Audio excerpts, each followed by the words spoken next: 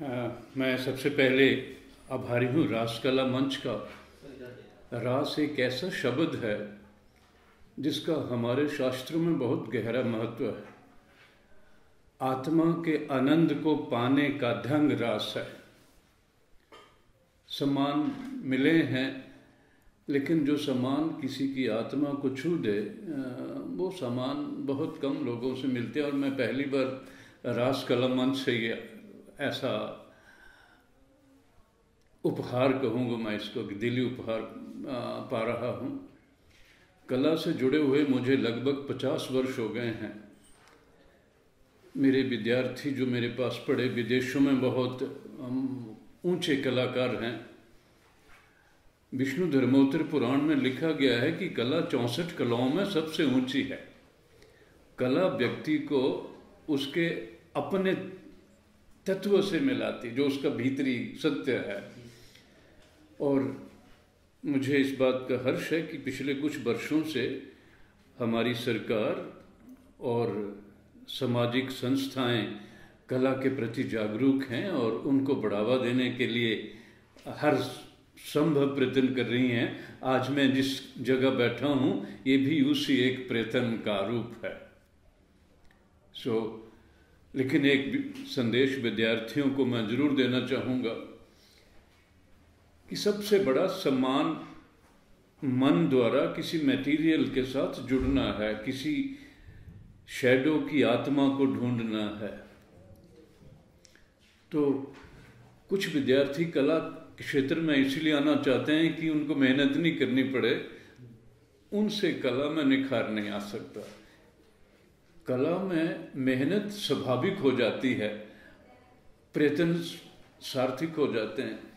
तो मैं बहुत प्रसन्न हूँ, खुश हूँ कि कला को लेकर हमारे समाज में ऐसी चेतना बन चुकी है। कलाकार का सम्मान हो रहा है।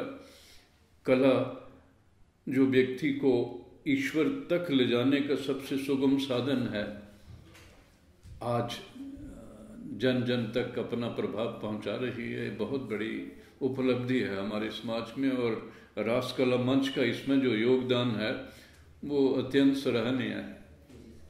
हिमाचल के एक छोटे से गांव में पैदा हुआ था जहां रंग नहीं मिलते थे, लेकिन मेरे टीचर जो मुझे आर्ट सिखाते थे अपने पैसों से रंग लेके, क्योंकि उन दिनों गांव में बच्चे जो पढ़ते हैं उनको कौन सा रंग देता था। मैं कई बार जब कहीं वर्कशॉप करने जाता हूँ, वहाँ के जो ऑर्गेनाइजर्स हैं टेबल पे हजारों तरह के रंग रखे होते हैं, तो मैं सोचता हूँ कि कभी इस बच्चे को रंग नहीं मिलता था, आज तरह तरह के रंगों के साथ खेलने के लिए बुलावा आता है। तो मैं स्टूडेंट्स को यही कहता हूँ कि आप अपनी कर्मठता को बढ़ाएं। मटेरियल आपके पीछे होना शुरू हो जाता है। माइंड की पावर मटेरियल को इनवाइट करती है, चाहे कला है, चाहे साहित्य है, चाहे कोई भी है। वो गांव से निकला हुआ स्टूडेंट, मैं जब मैट्रिक की तो मेरे साइंस टैलेंट स्कॉलरशिप मिला। मुझे टीचर ने कहा कि आप साइंस में जाओ, और मैंने मेडिकल ले लिया, लेकिन मैं स्केचिंग पेंटिंग ही करता रहता था। तो मेरी किसी जगह मुझे अवार्ड मिला, उन्होंने कहा आप तो इस क्षेत्र में होने चाहिए। दूसरा, हमारा जो परिवार था वो बहुत ही वेजिटेरियन, इसलिए डाइसेक्शन करते वक्त भी हाथ कांपते थे। मैं मेडिकल छोड़ के आर्ट कॉलेज में एडमिशन ले ली।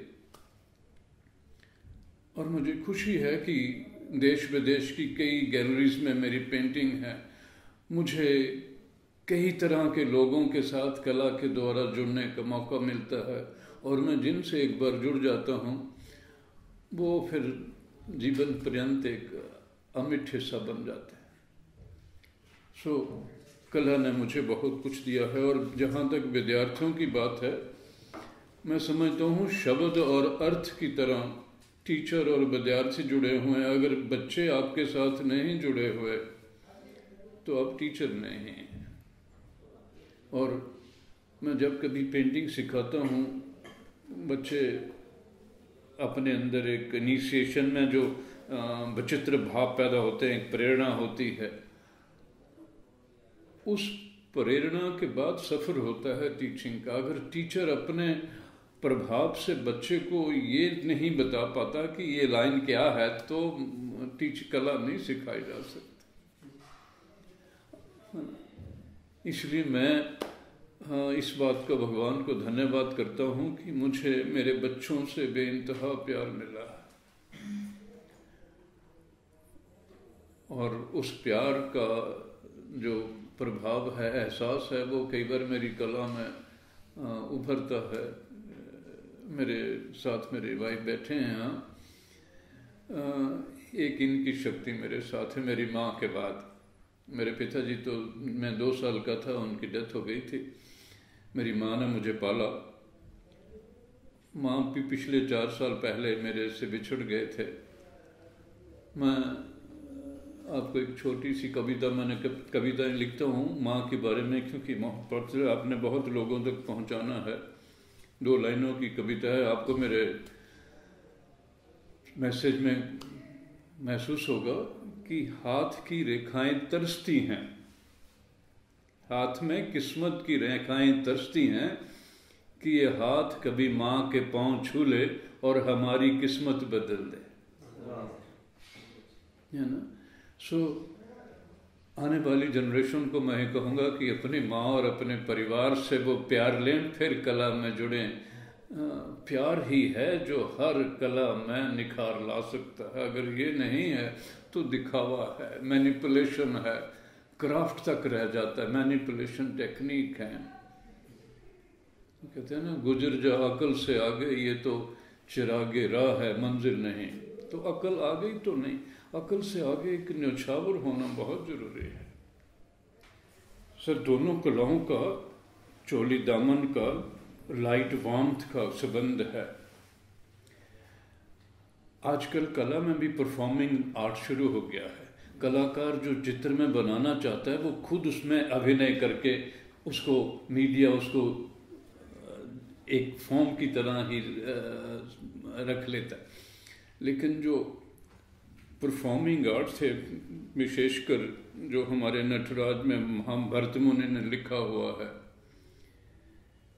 कि रस 5 सेंसेस से हमें मिलता है, और वो रस कई रूपों में, इसलिए उन्होंने लिखा था कि नाट्य में तमाम कलाएं आ जाती हैं।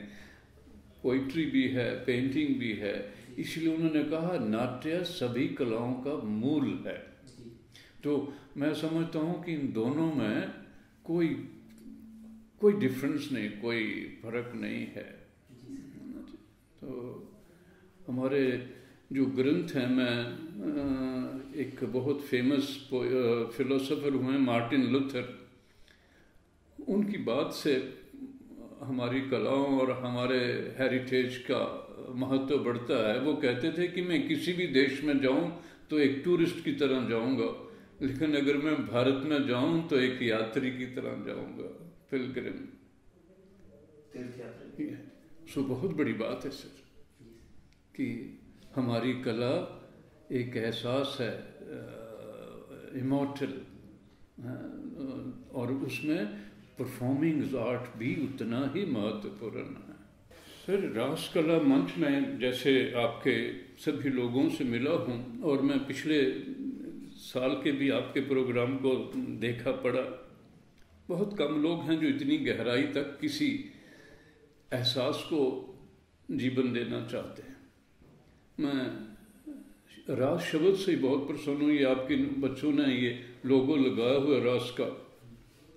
भगवान कृष्ण ने जब रास लीला करी थी तो उन्होंने जंगल में बंसरी बजाई, डिवाइन म्यूजिक।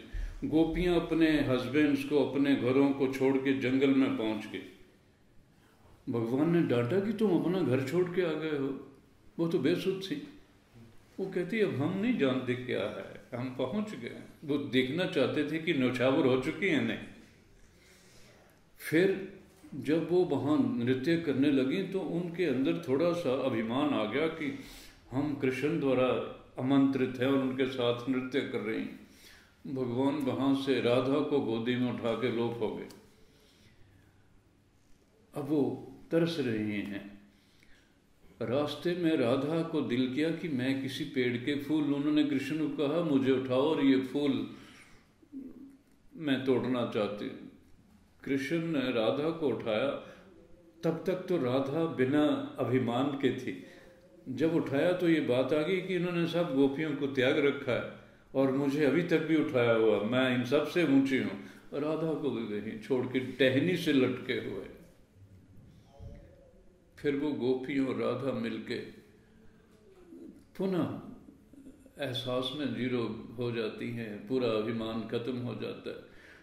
इसलिए रास अभिमान रहितता का नाम है और वो आप सब में है। मैं आप सबको बधाई देता हूँ कि अगर ये हो जाए कि मैं कर रहा हूँ तो उसका महत्व का मैं आप में जिससे भी मिला हूँ उसमें वो जो विनम्रता है, ह्यूमिलिटी है, केवल ये हमारे समाज में सम्मानित कर सकती है किसी को, नहीं तो सम्मान भी व्यापार बन चुके हैं। इसलिए मैं बहुत भावुक होकर आपके बीच में बैठा हूँ। ये केवल दिखावा नहीं है। I love you all people. You are going to do something great for the nation. है ना?